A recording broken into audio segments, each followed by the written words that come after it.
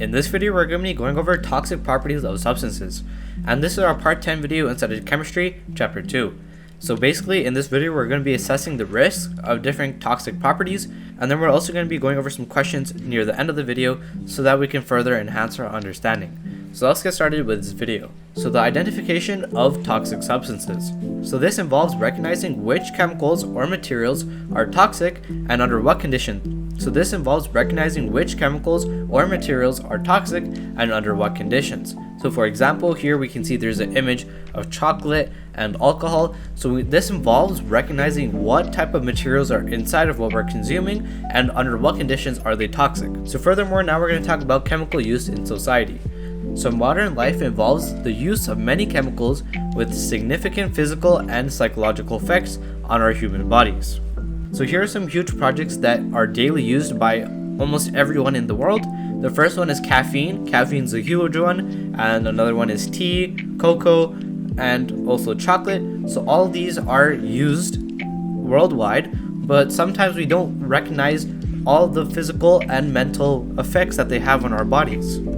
And also all of these are a powerful stimulant, which basically means that they increase our blood pressure by constricting our blood vessels.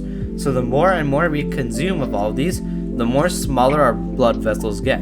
So furthermore, in chemical use in society, despite the well-known risks, people are still exposed to ethanol daily throughout alcohol beverages.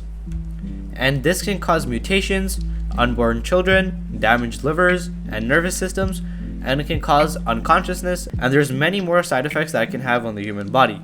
And it also varies between person and person. So someone might not react as bad as someone else that maybe have like a problem.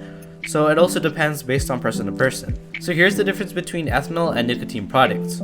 So we have three different categories. The first one is toxicity, the second one is effect on nervous system, and third one is addictiveness. So for the alcohol beverages, drinking 50 ml of pure ethanol can actually lead to death. And on the other hand, for tobacco products, absorbing 1 drop of nicotine through the tongue can actually cause a death. For the second one, we have effects on the nervous system. So there's an increased risk of fatal alcohol syndrome in an unborn child if it is consumed during pregnancy.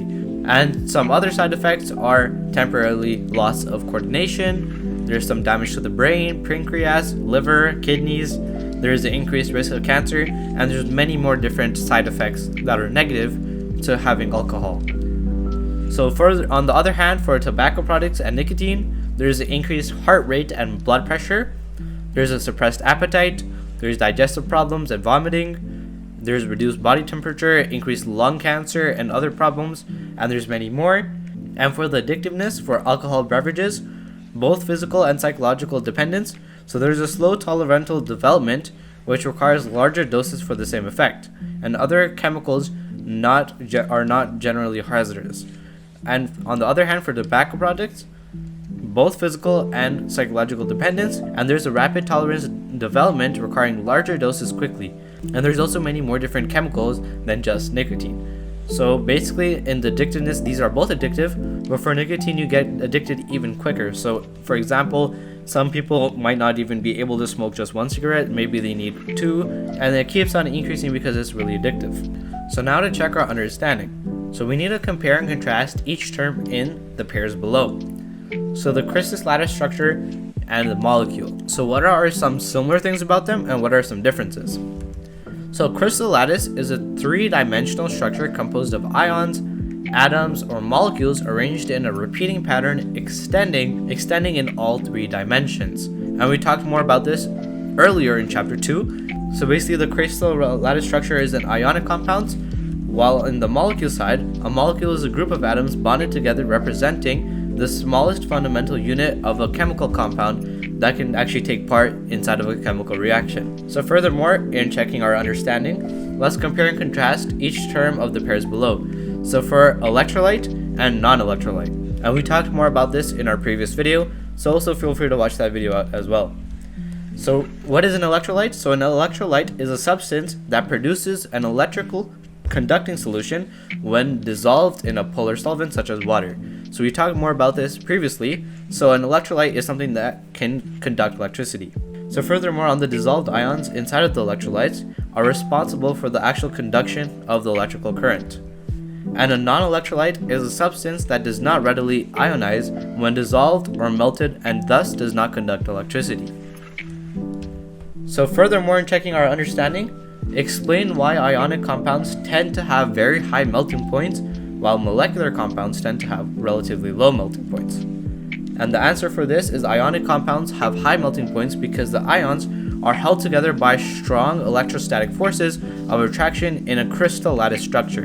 And these forces are also known as ionic bonds, and they require a lot of energy to break. And for molecular compounds, these generally have lower melting points because the forces holding the moleculars together are much weaker than the ionic bonds. They're just holded because they share the electrons, while the ionic compounds, they actually give away electrons and create a crystal lattice structure. And furthermore, examine the table on the right. So the table shows the melting points for sodium fluoride, sodium chloride, and also sodium bromide. So by examining these melting points, what can you infer about the bonding in each of the compounds? So for sodium fluoride, sodium chloride, and sodium bromide, they all have high melting points, which suggests that they're all ionic compounds.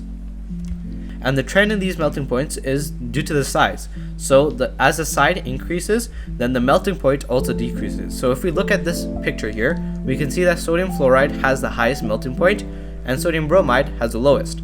So since sodium bromide is bigger than sodium fluoride, it has a decreased melting point. And sodium fluoride has an increased melting point because the size is smaller.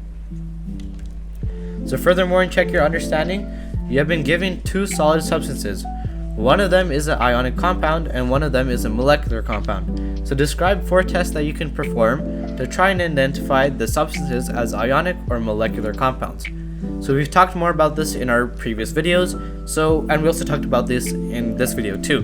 So the answer to this is tests that can be performed include solubility in water, electrical conductivity, so that means if it can conduct electricity or not, in solid solution in molten state, the melting point analysis, and also the hardness test. So furthermore, for check our understanding, thinking critically, examine the observations in the table below. So use the observations to classify each substance as either ionic or a molecular compound and give some reasons to justify your choice. So here's the table. So here is it ionic or molecular. So as we said in the previous slide, there's a few different ways that we can see that if it's ionic or if it's molecular. One of them is the hardness. There's also the melting point, the conductivity of electricity. So we can just look through each of them. So for the mothballs, the one that I usually use to do is the melting point. So if it's a low melting point, then we know that it's going to be molecular. So that's why this mothball is molecular. Then for sodium thiosulfate, since the melting point is really high, that makes it ionic. For antifreeze, since the melting point is low, it is molecular. For potassium permanganate, since the melting point is high, then that means it's ionic. And for benzoic acid, since the melting point is low, that's why it is molecular. So the observations in this table can be used to classify each substance based on their properties. And as we said, we use the melting point in this case, but you can also use if it dissolves in water, if it conducts electricity in this water, and if it does, then it's usually an ionic compound, and otherwise it would be a molecular compound. So that summarizes everything for this video. So thank you so much for watching from Try to Be Useful, and we'll see you in our next chemistry video.